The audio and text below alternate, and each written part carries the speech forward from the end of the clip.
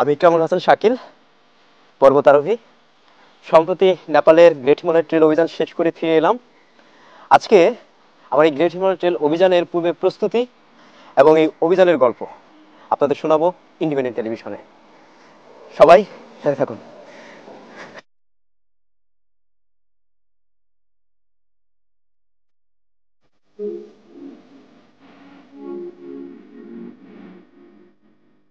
সাত মজুমদারের একটা ইন্টারভিউ দেখেছিলাম যে তারা এভারেস্ট জয় করে এসেই তারা ইন্টারভিউটা দিয়েছিলেন।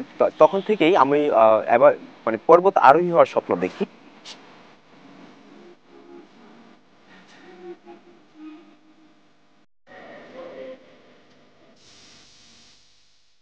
আমি সেই প্রস্তুতির জন্য আমাকে নিজেকে ফিটনেস প্রথমে মেন্টালি ফিটনেসটাও তৈরি করতে হয়েছে যে হ্যাঁ আমি পর্বত আরোহী হতে চাই। তারপর আমাকে ফিজিক্যাল ফিটনেসটা তৈরি করতে হয়েছে। পর্বত আরোহণটা হলো এমন একটা জায়গা যেটা প্রশিক্ষণ নিতে হয়, শেখার একটা জায়গা। তো আমি ভারতের নেহেরু ইনস্টিটিউট অফ মাউন্টেনিয়ারিং থেকে পর্বত আরোহণের উপর মৌলিক প্রশিক্ষণটা গ্রহণ করি 2014 সালে। তারপরে আমি 2018-তে উচ্চতর প্রশিক্ষণ গ্রহণ করি ঠিক একই প্রতিষ্ঠান থেকে। এবং এই প্রশিক্ষণের মাঝেই আমি আরো অভিযান করি। 2015-তে নেপালে পর্বত অভিযান করি, 17-তে অভিযান করি, 18-তে অভিযান করি। তো এইভাবে করে আমাকে প্রতিনিয়ত তৈরি করতে হচ্ছে নিজেকে। 2017 সালে যখন আমি লার্কি নামক একটা পর্বত অভিযানে যাই, সে সময় আমাদের যে টিমের শেরপা গাইড ছিলেন বিনায়ক জয় মাল্লা, তার কাছে আমি প্রথম শুনতে পারি যে গ্রেট হিমালয় ট্রেল নামের একটা ট্রেল আছে, যেটা পৃথিবীর সব থেকে উঁচু দিয়ে সব থেকে লম্বা একটা ট্রেল। তো তখন থেকেই আমার মাথায় এই জিনিসটা ঘুরতে থাকে যে গ্রেট হিমালয় ট্রেলটা জিনিসটা কি, কেমন হতে পারে। তো আমি দেশে এসে সেই গ্রেট হিমালয় ট্রেল সম্পর্কে খোঁজ খবর নিতে থাকি।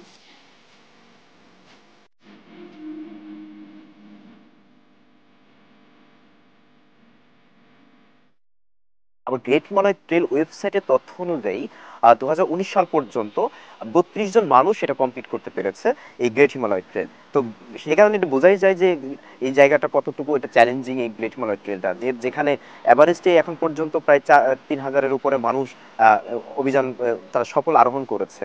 এবং এই পথটা করতে এসে এখন পর্যন্ত অসংখ্য মানুষ মারা গেছে। যার যার প্রমাণ হিসেবে প্রমাণস্বরূপ আমরা সেই ট্রেলেই তাদের স্মৃতিস্তম্ভগুলো দেখতে পারি। এই গ্রেট হিমালয় ট্রেলটা এমন একটা ট্রেল যেটা পৃথিবীর সব থেকে বড় ট্রেল, সব থেকে উঁচু দিয়ে লম্বা, এবং এটা 1700 কিলোমিটার এই পথটা। এবং এই পথটা নির্দিষ্ট কোনো যে পথ আছে যে হ্যাঁ আমাকে এই পথ ধরেই যেতে হবে, এটা এরকম কোনো পথটা তৈরি হয়নি। কারণ হলো শুধু এটা হাই হিমালয়টা ধরে যে ন্যাশনাল পার্কগুলো আছে সেটা মূলত অতিক্রম করাটা হয়। আর এই জায়গাটাতে আমি যখন ট্রেকিং করেছি আমাকে প্রতিনিয়ত রাস্তাটাকে চেঞ্জ করতে হয়েছে, বা আমি যে রাস্তাটা প্ল্যান করেছি আমি সকালে, আমি রাতেও জানি যে আমি হ্যাঁ এই রাস্তা ধরে হাঁটবো, কিন্তু যখন আমি হাঁটা শুরু করেছি তখন আমাকে রাস্তাটা বিভিন্নভাবে পরিবর্তন করতে হয়েছে বিভিন্ন কারণে। হয়তো আমি গিয়ে দেখেছি যে জায়গায় আমি রাস্তা দেখেছি ম্যাপে, যে জায়গায় রাস্তা আছে সেখানে এখন রাস্তা নেই, সেই জায়গায় ভেঙে হয়তো বা সেই জায়গায় রাস্তাটা নষ্ট হয়ে গেছে, আমাকে আবার সেই রাস্তাটা হয়তো বা কিছুটা উপর দিয়ে ঘুরে যেতে হচ্ছে অথবা কিছুটা নিচ দিয়ে নেমে যেতে হচ্ছে। মানে এত এত চ্যালেঞ্জ, মানে এখানে সকল ধরনের চ্যালেঞ্জ আছে অ্যাডভেঞ্চারের। এখানে রক ক্লাইম্বিং আছে, আইস ক্লাইম্বিং আছে, এখানে গ্লেশিয়ার ক্রসিং আছে, এখানে রিভার ক্রসিং আছে, এখানে আমাকে বিশাল জঙ্গল অতিক্রম করতে হচ্ছে। তো এই যে জায়গাগুলো, এবং সেই কারণেই এটাকে বলা হয় যে খুবই চ্যালেঞ্জিং একটা ট্রেইল, এটা পৃথিবীর মধ্যে যে সব থেকে চ্যালেঞ্জিং ট্রেইল। এবং এমনও হয়েছে যে আমি রাস্তা দিয়ে যাচ্ছি, সামনে থেকে একটা পাহাড়ের পুরো একটা অংশ নেমে নেমে এসছে, ল্যান্ডস্লাইড হয়ে নেমে এসছে। আমি যখন জঙ্গলের ভেতরে ছিলাম, যখন নিচে মানে 2,000 থেকে 3,000 মিটারের উচ্চতায় ছিলাম, সে সময়গুলোতে আমাকে আমি প্রচুর পরিমাণে সাপ দেখেছি, বন্য যে ভাল্লুক, সেটার একটু ভয় ভয় ছিল।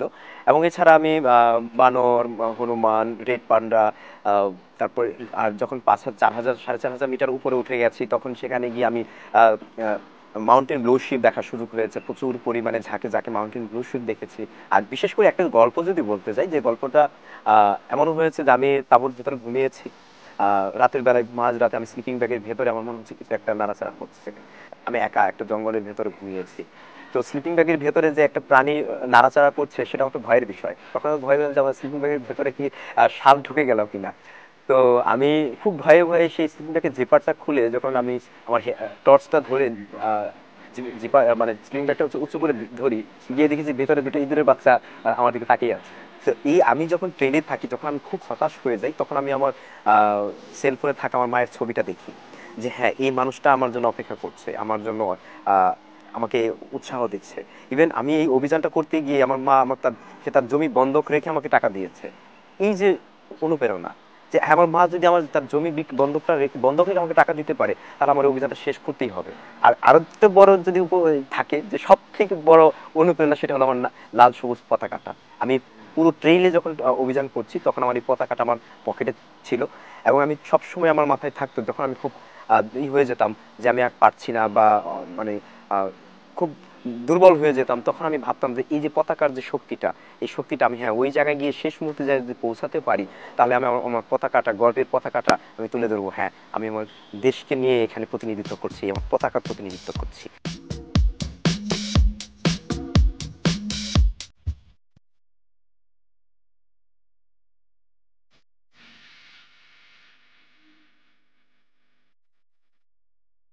যে মুহূর্তে আমি মানে কাঞ্চনজঙ্ঘা বেস ক্যাম্পের পাংটি মাথা গিয়ে পৌঁছালাম, আর শেষ মুহূর্তে গিয়ে যখন আমি কাঞ্চনজঙ্ঘাটাকে আমি মেঘের আড়াল থেকে দেখলাম, যে হ্যাঁ আমি আমি আমার সেই স্বপ্নের জায়গাটাতে আছি, যে আমি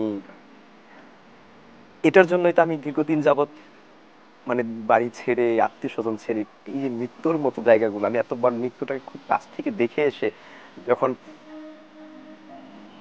এই জায়গাটাতে এসে পৌঁছালাম, দাঁড়ালাম, যে হ্যাঁ আমি এখন কাঞ্চনজঙ্ঘা বেস ক্যাম্পে আছি, তখন আমি আমার আবেগটা ধরে রাখতে পারিনি। তখন তখন শুধু আমি উপরের দিকে একটু লাফিয়েছি, আমি একটু হাউমাউ করে চিৎকার করেছি, হ্যাঁ আমি শেষ মুহূর্তে এসে আমার অভিযানটা শেষ করতে পেরেছি।